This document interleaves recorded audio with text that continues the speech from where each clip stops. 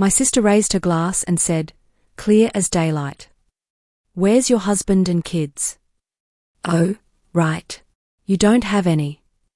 The laughter that followed wasn't loud, but it cut deep. My parents smiling like it was harmless fun. My fork frozen mid-air. I'd spent years paying their bills, saving their home, and now I was the punchline at their table. I set my spoon down, looked my sister dead in the eye, and said, where's your money? Oh, right. I've been supporting you until today. The room fell silent, but that silence didn't end the night. It started everything that came after. What they did next crossed a line no family ever should. Before I tell you what that silence led to, tell me, where are you listening from? So I know I'm not the only one who's ever been laughed at by their own family. And when you've heard the rest of my story, tell me, what would you have done if you were sitting at that table? I'm Alana Mitchell, 32, a UX researcher living in Seattle's Capitol Hill. From the outside, my life looks steady, clean apartment, stable job, quiet mornings. But what most people don't see is where half my paycheck goes. It disappears into the same black hole it's gone into for years, my family. My mother, Patricia, was a nurse until her heart surgery forced her into early retirement. My father, William, used to teach economics before moving into consulting, which usually means waiting for calls that never come. And then there's my sister, Vanessa, 4 years younger. Bright, charming, endlessly adored. She calls herself a fashion influencer, though what she really influences is my bank balance. Rent, credit cards, car repairs. Her texts always start the same way. Hey sis, can you help me just this once? I used to tell myself that's what good daughters do. They keep the lights on, the house from foreclosure, the family from falling apart. I thought that if I just kept giving, one day they'd see me as more than their backup plan. Every Sunday, I drive an hour south to Tacoma for family dinner. My mother insists it's tradition. Roast chicken, mashed potatoes, something sweet at the end. The house still smells the same, like coffee and old wood polish. The photos on the wall are the same too. Vanessa in a white dress at her high school pageant. Dad shaking hands with someone important. Mom smiling in a hospital uniform. There isn't one photo of me alone. I'm always standing at the edge, half cropped out, the reliable one who showed up late because she had to finish work first. I don't complain. I bring wine. I help clean up. I ask about their week. They talk about Vanessa's latest partnership, about Dad's potential client, about Mom's pills being too expensive. When the meal ends, Dad pats my shoulder like a colleague, not a daughter, and says, thanks for keeping things steady. Some nights on the drive back to Seattle, I tell myself, this is just how families are, messy, imperfect, needy. Other nights, I grip the steering wheel so tight my knuckles ache. Because deep down, I know it's not love that keeps me paying their bills. It's guilt, the kind they raised me on. That's why I didn't see the dinner last Sunday coming. I thought it would be like every other one, small talk, tension hidden under polite smiles. But that night, the air felt different, thick with something sharp and waiting. The kind of tension that makes even the silverware sound loud. That Sunday, the table looked the same as always. Chicken steaming in the center, a basket of rolls, wine glasses catching the amber light. But the warmth felt wrong, stretched too thin. My mother talked about Vanessa's latest fashion event, how she'd been invited to a designer party in downtown Seattle. My father added something about great exposure and how proud we should be. I smiled, said all the right words, but my chest felt tight. Exposure didn't pay rent. Pride didn't erase the thousands I'd wired to keep her credit score alive. Vanessa leaned back in her chair, phone in hand, scrolling as she half listened. Her laughter, sharp, dismissive, broke through my silence. You know, Alana, you should come to one of those events. Maybe you'd finally meet someone. She looked up with that grin that never reached her eyes. Where's your husband and kids anyway? Oh, right. You don't have any. For a heartbeat, no one moved. Then Mom laughed. Soft, high-pitched, the kind she used when she wanted to smooth things over. But this time, it carried something else. Agreement. Dad chuckled too, shaking his head. Don't tease your sister, he said lightly. But there was a smirk tugging at the corner of his mouth. I felt the world narrow. The smell of roasted garlic, the ticking wall clock, the clink of silverware, they all blurred into a hum.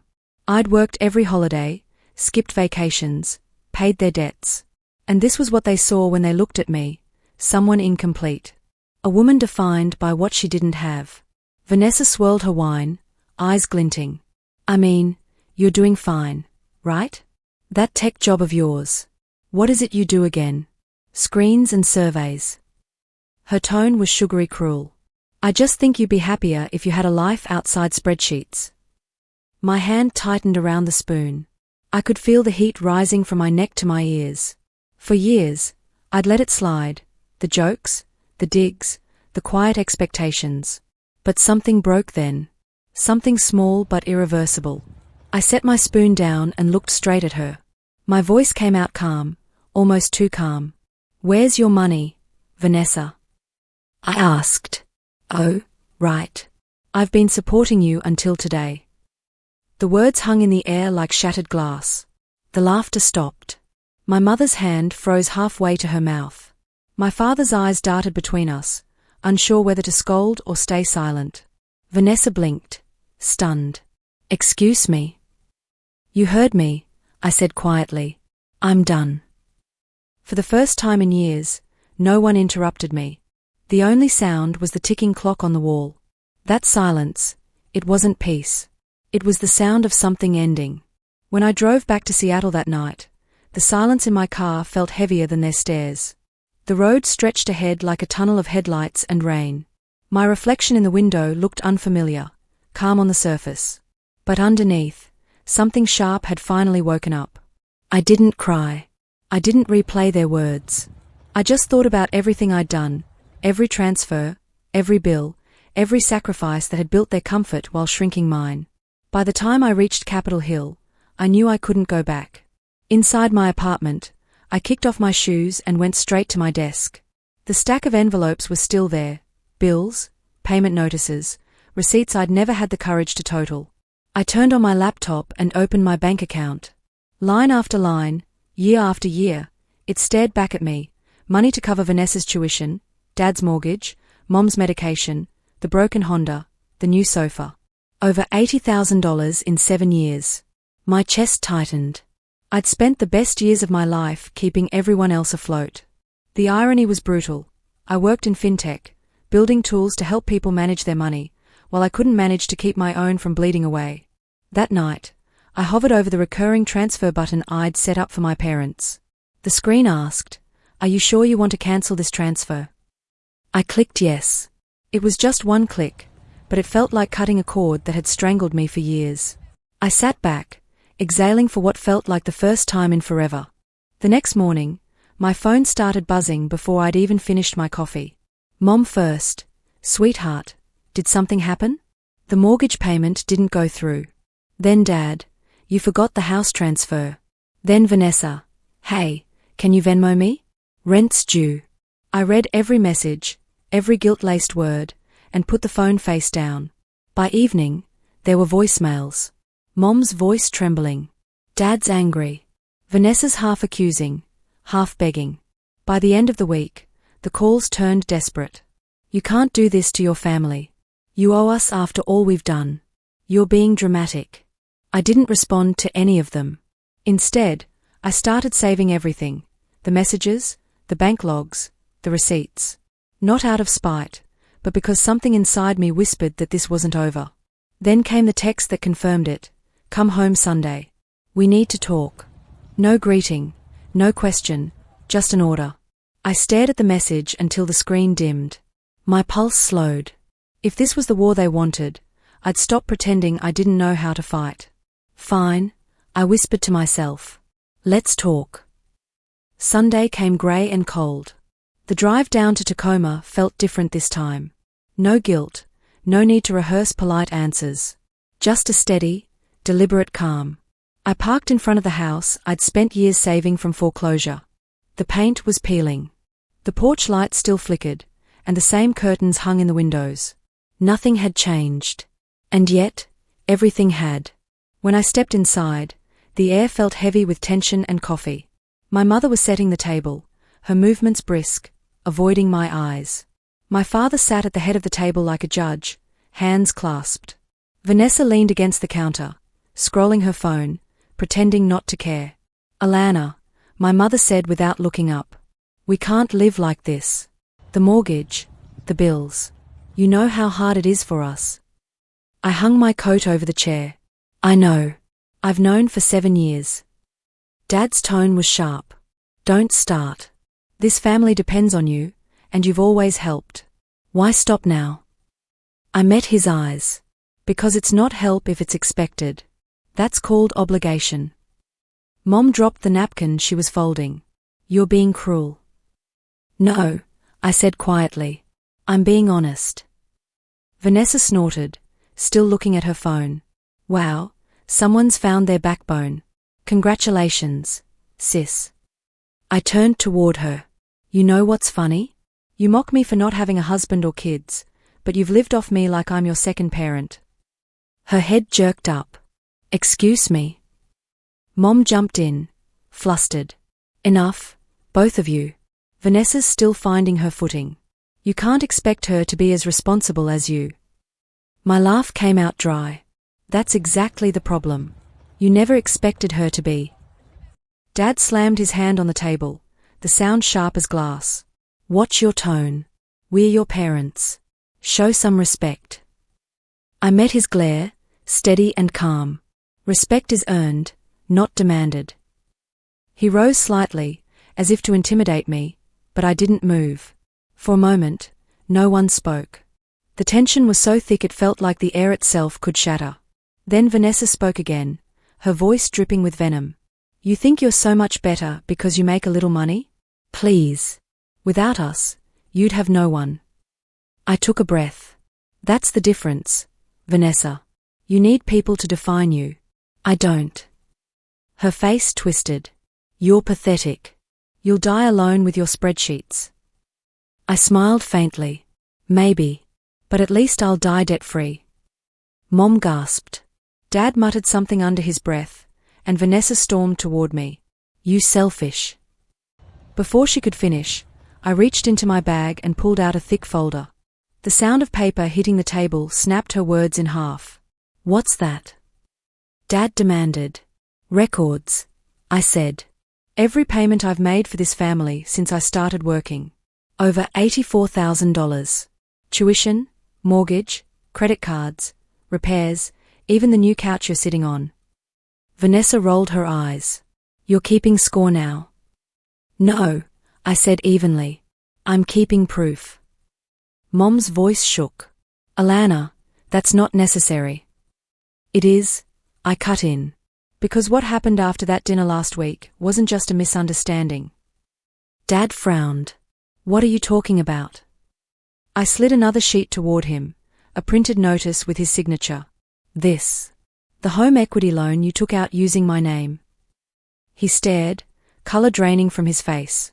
That's ridiculous. Really? The bank disagrees. I pulled out another page, stamped with an official seal. Forgery, identity theft, elder fraud, depending on how far I decide to go. Vanessa froze, her eyes darting between us. You called the bank. I didn't just call, I said. I hired a lawyer, Rachel Nguyen. She's handling the case. Mom's hand flew to her chest. You brought in an outsider to turn against your own family. I looked at her, steady. You stopped being my family when you used me like a wallet. You crossed a line when you signed my name. Dad leaned forward, voice low. You think you can threaten us? I didn't flinch. Not a threat. A timeline. You have 30 days to remove my name from every account and repay what you owe. If you don't, Rachel will file. The room went dead silent. The ticking clock on the wall sounded louder than ever. Vanessa whispered, You wouldn't. Try me. For a long moment, no one spoke. Then Mom's tears began, soft, practiced. Sweetheart, we only did it to protect the house. You know your father's been struggling. We thought that I'd clean it up again, I said. You didn't think. You counted on it. Dad's face hardened. We're your parents. And I was your insurance policy, I replied. Not anymore. Vanessa sank into her chair, eyes glassy. You're ruining us. I gathered the folder back into my arms. No, Vanessa. I'm saving myself. As I turned toward the door, Mom's voice cracked behind me. Alana, please. We can fix this together. I paused at the doorway. I spent years fixing things you broke. This time, you'll fix it yourselves. Outside, the sky had turned the color of steel. I walked down the steps slowly, the cold air biting at my cheeks. Through the window, I could still see them. Mom crying, Dad pacing, Vanessa staring blankly. For once, I didn't feel guilty. I felt free. 2 weeks later, Rachel called. The investigation's complete, she said. The bank confirmed the forgery. Your name's cleared. You're no longer liable for any of their debt. For a second, I couldn't speak. Years of pressure dissolved in one breath. So it's really over. Rachel's voice softened. Legally, yes. Emotionally, that's up to you. When I hung up, I stood by my apartment window, watching the city lights shimmer on the water. I thought about everything I'd lost trying to earn their love, and how letting go might be the only way to find peace. That night, I opened a bottle of wine I'd been saving for no reason, poured a glass, and raised it to the skyline. To endings. To beginnings. To silence that finally meant peace. The news came quietly, through a property listing online. The Tacoma house, the one I'd once saved from foreclosure, was up for sale. There it was on the screen, the peeling porch, the coffee-stained walls, a photo of the dining room where everything had fallen apart. A red tag at the bottom read for sale. I didn't feel triumph, only inevitability. When you build a life on someone else's sacrifices, it always collapses eventually. A week later, Mom sent a message, one last dinner before we leave the house. Please come. I hesitated, then went, not out of guilt, but out of closure. When I arrived, the rooms were stripped bare, boxes stacked high, the smell of dust replacing Sunday roast. My father looked older, his voice quieter. Vanessa sat silently, phone face down for once. We ate without small talk, without pretending. Afterward, I finally spoke. I'm not cutting you out of my life, I said. But I won't be your safety net anymore. If you fall, you get back up on your own. No one argued. For the first time, silence didn't feel like war. It felt like understanding. When I left, I paused at the doorway and looked back. The house that had held so many years of resentment seemed smaller now, almost fragile. Driving back to Seattle, I rolled down the window. The wind was cold, sharp, and clean. I thought of all the things I'd finally made room for, my own savings, my own peace, my own future. In the weeks that followed, I focused on work, took a promotion, and signed up for a night course I'd been putting off. My life was no longer divided into what they needed and what was left of me. It was mine again. One morning, I opened my banking app and saw something I hadn't seen in years, a growing balance. Not just numbers, but possibility. I could finally think about things I'd pushed aside, a better apartment, a trip to Iceland I'd dreamed about, maybe even graduate school. I started saying yes to things. Coffee with coworkers I'd always been too tired to meet. A weekend pottery class. A hiking group that met every Saturday morning. Small things, but they felt enormous, like reclaiming pieces of myself I'd forgotten existed. My friend Jasmine noticed the change. You seem lighter, she said one evening over Thai food. Like something's lifted. I smiled. Something has. There were hard days, too. Days when the guilt crept back in, whispering that I'd abandoned them, that I was selfish, that family was supposed to stick together no matter what. On those days, I'd pull out the folder, the one with all the records, the forged signature, the years of one-sided sacrifice, and remind myself why I'd drawn the line. I also started therapy. My therapist, Dr. Winters, helped me see the patterns I'd been blind to, how I'd been conditioned to equate love with sacrifice, how my worth had been tied to my usefulness. You weren't a daughter to them, she said gently. You were a resource. The truth stung, but it also freed me. 3 months after that final dinner, I got a call from an unknown number. I almost didn't answer, but something made me pick up. Alana. It was Vanessa. Her voice sounded different, smaller, uncertain. Yeah? I wanted to say I'm sorry. The words came out rushed, like she'd been rehearsing them. For everything. For how I treated you, for taking advantage. You were right. About all of it. I sat down on my couch, unsure how to respond. What changed? I got a job, she said. A real one. Retail manager at Nordstrom. It's not glamorous, but it's steady. And I'm finally seeing how hard you worked. How much you gave up. Silence stretched between us. I don't expect you to forgive me, she continued. I just needed you to know that I see it now. And I'm trying to be better. My throat tightened. I appreciate that, Vanessa. Really. Can we, maybe grab coffee sometime? No expectations. Just talk. I thought about it, about the sister I'd once been close to, before the resentment built walls between us. Yeah, I said finally. We can try. Sometimes I still think about that night. The laughter, the silence, the line I finally drew. For years, I thought love meant sacrifice, that being the good daughter meant carrying everyone else. But real love doesn't drain you. It doesn't demand your peace as proof. Now, when I sit in my Seattle apartment and see the sun slide over the skyline, I don't feel bitterness, just calm. I learned that saying no isn't cruelty. It's self-respect. 6 months after everything changed, I met Vanessa for coffee. She showed up on time, dressed in her Nordstrom work clothes, looking tired but genuine. We talked for 2 hours, awkward at first, then easier. She told me about learning to budget, about roommates who split rent fairly, about the strange satisfaction of earning her own paycheck. I never realized how good it feels, she said, to not owe anyone anything. I smiled. It's the best feeling in the world. We didn't fix everything that day. Years of damage don't heal over lattes. But it was a start, a small bridge built on honesty instead of obligation. My parents took longer. Dad called once, his voice stiff, to say they'd paid off the fraudulent loan and removed my name from their accounts. He didn't apologize, not directly, but the weight in his words told me he understood what they'd lost. Mom sent cards, birthday, Thanksgiving, Christmas, each one signed with love, Mom, and nothing more. I didn't respond to most of them, but I kept them in a drawer. Maybe one day. A year after that final Sunday dinner, I sat in my newly decorated apartment, a place that finally felt like mine. Plants on the windowsill. Art on the walls. Books I'd actually had time to read. My life had become something I recognized, something I'd built for myself. I thought about the woman who used to drive to Tacoma every Sunday, stomach tight with anxiety, wondering if this week's check would be enough. That woman felt like someone I used to know, someone I'd outgrown. My phone buzzed. A text from Jasmine. Dinner Friday?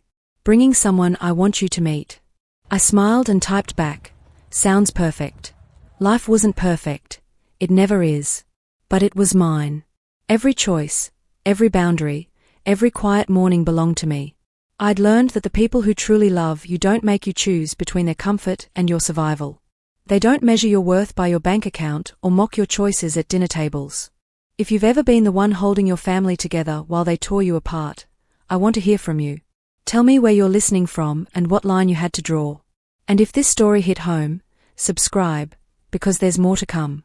I stood at my window, watching Seattle's evening lights flicker to life, and raised my coffee mug to the skyline. To the daughter I used to be. To the woman I'd become. To every person who's ever had to save themselves. And to the silence that finally meant peace.